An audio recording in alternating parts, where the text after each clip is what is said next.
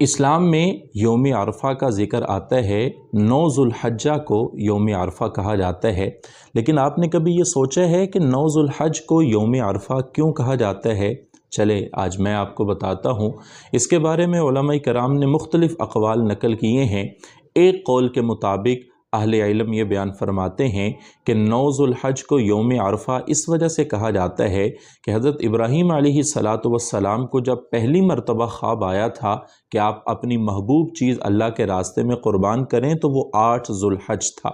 پھر 9 ذو الحج کو جب دوبارہ ان کو خواب آیا تو ان کو یقین ہو گیا کہ یہ خواب غیر معمولی ہے، یہ خواب کوئی عام خواب نہیں ہے بلکہ اللہ تعالیٰ کی طرف سے ایک خاص حکم کی طرف اشارہ کیا جا رہا ہے۔ تو چونکہ عرفہ کا معنی ہوتا ہے پہچاننا، جاننا، تو چونکہ 9 ذو الحج کو انہوں نے یہ جان لیا، پہچان لیا، بلکہ یقین کر